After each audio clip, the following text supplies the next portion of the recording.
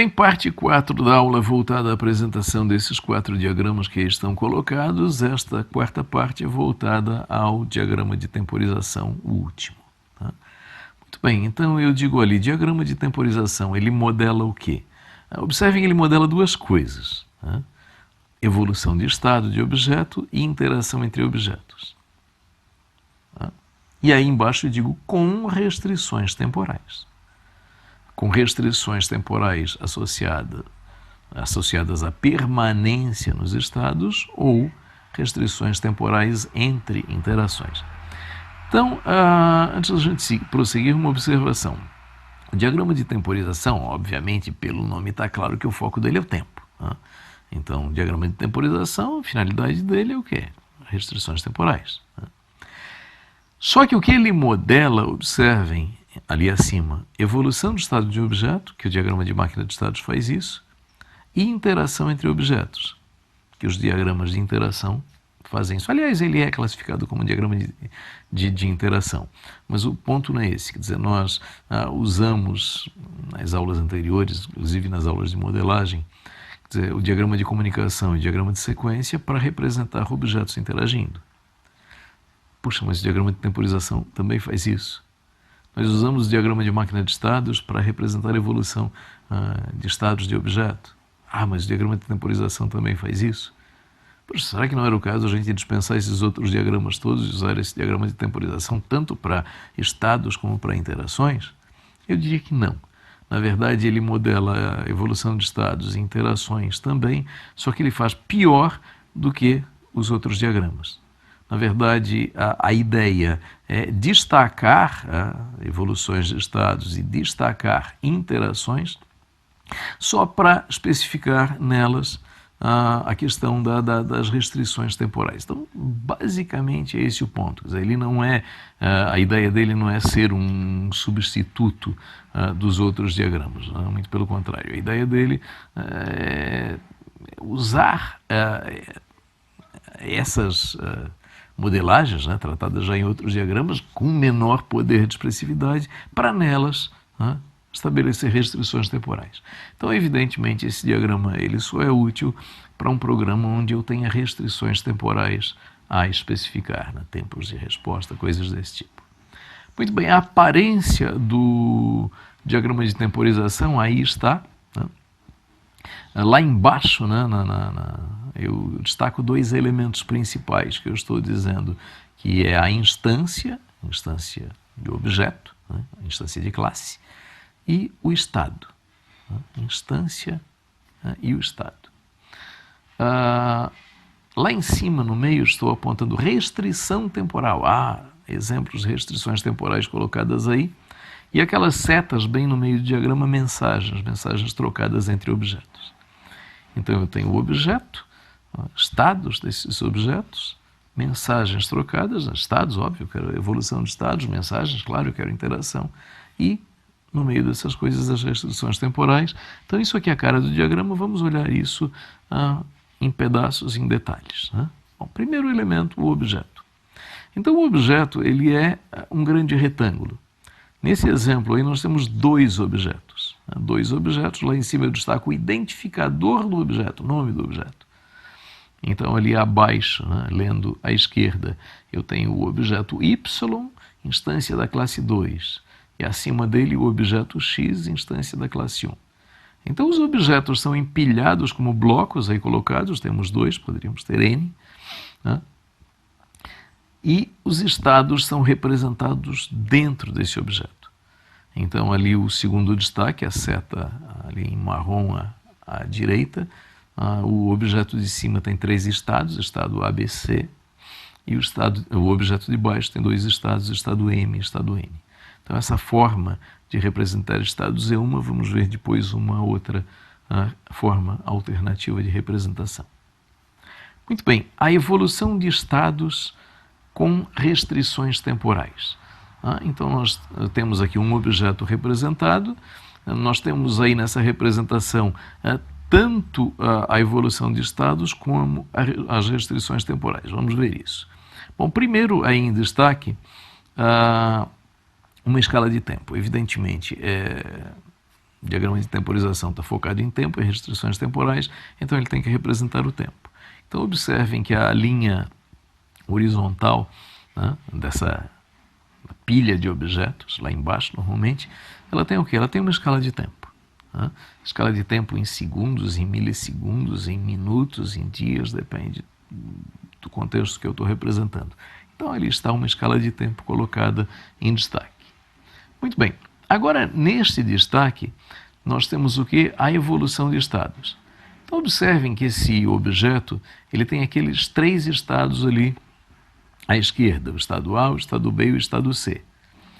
Aí dentro do destaque, dentro da elipse vermelha, nós vemos ali que no início o objeto, vejam, ele inicia no estado C, depois ele passa para o estado B, volta para o estado C, vai para o estado A lá em cima e assim por diante. Muito bem. Por que um objeto muda de estado? Isso aí é a nossa aula lá de diagrama de máquina, né, de estados e de evolução de estados de objetos, modelagem de evolução de estados de objetos. Bom, um objeto muda de estado porque ele recebe uma invocação de método, um gatilho que faz ele mudar de estado. E nesse diagrama nós temos aí destacado. Então ali no destaque tem, olha, estímulo, evento ou estímulo. Nesse nosso exemplo, ali estão, dentro da elipse vermelha, estão apontadas o método M2 e o método M1. Então, esses métodos causaram a evolução, a troca de estado. Então, observem que toda a troca de estado ela tem um método associado. Neste caso, apenas métodos do próprio objeto. Então, se não aparece seta, significa que o objeto está invocando o seu próprio método e isso está gerando a mudança de estado. Muito bem, agora nesse destaque nós temos a restrição temporal. Então observem que essa restrição temporal ela se refere ao tempo em que este objeto se mantém no estado B. Então essa restrição está dizendo que este objeto se mantém no estado B de 1 a 3 unidades de tempo. Sei lá, se essa unidade de tempo é segundo, de 1 a 3 segundos, é o que está dito ali. Bom, nesse outro exemplo, nós temos uma restrição do tempo de ocorrência. Então, no destaque de baixo, ali no círculo de baixo, nós temos ali que, vejam, que o evento M2, o método M2, acontece num determinado instante de tempo que eu estou chamando de tempo T. Tempo T.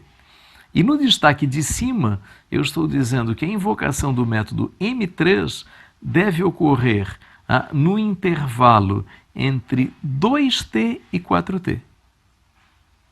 Então se t é, sei lá, 1 segundo, por exemplo, o M3 tem que ser invocado entre 2 e 4 segundos.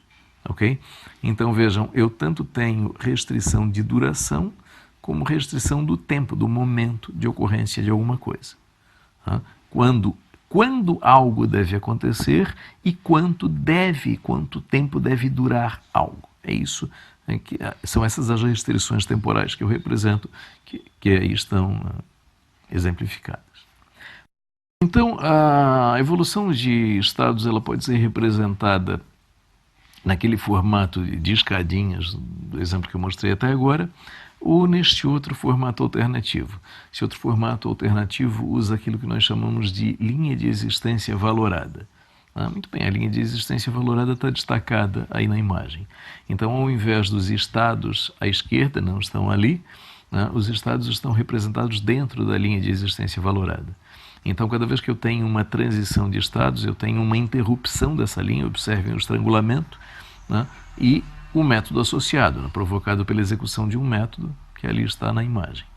Muito bem, então eu posso representar a evolução de estados tanto naquele formato de escada, como nesse formato de linha de existência valorada. Observem agora que eu também aí represento restrições temporais, estão destacadas no lado esquerdo, acima, a duração da permanência no estado B, e ali à direita, primeiro o destaque ali no meio da ocorrência da transição do estado C para o estado A pela execução de M2 acontece no tempo t, e a última transição, a necessidade de acontecer no tempo entre 2t e 4t. Então observem que basicamente essa modelagem é exatamente a mesma evolução de estados, exatamente com as mesmas restrições que eu apresentei antes naquele formato de escada. Ok? Então eu posso representar a evolução de estados tanto de uma forma quanto de outra. Bom, além disso, a evolução de estados, a comunicação entre objetos. É um diagrama classificado como de temporização, aliás, barulho externo. É um diagrama classificado como um diagrama de interação, então evidentemente tem que ter interação entre objetos. Nos meus exemplos anteriores até tinha, só que o objeto invocava métodos dele mesmo. Agora nessa imagem eu tenho a comunicação entre objetos distintos, né? E, digo ali entre parênteses, mais evolução de estados, quer dizer, além da comunicação, também evolução de estados simultaneamente. Então aqui no destaque eu tenho que a troca de mensagens entre objetos. Né? Troca de mensagens entre objetos. Então observem que a primeira mensagem à esquerda, o tabuleiro invoca o método habilitar do ator-jogador, da instância de ator-jogador, a instância de tabuleiro, a instância de ator-jogador. Na segunda mensagem, ali do meio, a instância de ator-jogador invoca clique e posição de tabuleiro. E, na última, o tabuleiro invoca desabilitar de ator-jogador. Então, observem troca de mensagens entre objetos. Muito bem, além disso, as restrições temporais. Então, vejam, restrições temporais tanto do momento que algo deve ocorrer, quanto da duração da ocorrência de algo. Que aí está, que nós já havíamos tratado antes. Muito bem, então concluindo agora não apenas essa parte do diagrama de temporização, mas essa aula que apresentou os 4 diagramas, então estou dizendo ali, a apresentação de 4 diagramas de UML a serem usados no tratamento de situações especiais de modelagem, que foram diagrama de objetos, de estrutura composta, de utilização, cada um na partes 1, 2, 3, e aqui na quarta parte o diagrama de utilização. O que nós apresentamos? Os elementos sintáticos de cada um desses diagramas, semântica associada a esses elementos e uma ideia de para que eles servem. Muito bem, essa aula ela vai ser complementada, evidentemente, para a aula que é a etapa 6 do processo de modelagem, que é o tratamento de situações especiais. Eu estou querendo dizer o quê? Que esses diagramas, objetos, estrutura composta, utilização e última temporização, nós usamos no que eu chamo de situações especiais. O que é situação especial? É algo que não acontece necessariamente em toda a modelagem, em todo o desenvolvimento do software. Naqueles softwares em que eu sinto a necessidade de colocar restrições temporais, eu coloco. Em que eu sinto a necessidade de declarar colaborações, eu coloco. Destaque de um conjunto de instâncias que existe em um determinado momento, eu coloco. Se eu não sentir necessidade, eu não trato nada disso. Ok? Mas isso a gente vai ver na aula da etapa 6, situações especiais. Muito bem, como atividade complementar dessa aula, entendendo essa aula com as suas 4 partes, a leitura dos textos de referência dos diagramas apresentados. Então, estou listando ali, no capítulo 10, outros diagramas de interação da UML, seção 10.1 especificamente. No capítulo 11, 4 diagramas de UML para modelagem estrutural, especificamente as seções 11.2 e 11.4. E no capítulo 12, capítulo suporte ao desenvolvimento baseado em componentes, especificamente a seção 12.3.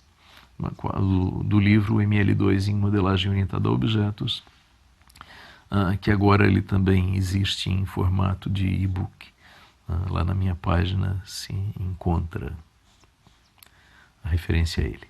E, evidentemente, além disso, a última atividade complementar, exercitar a edição de diagrama em alguma ferramenta de edição, como, por exemplo, aqueles diagramas, tentar reproduzir aqueles diagramas, ou já usar numa situação real.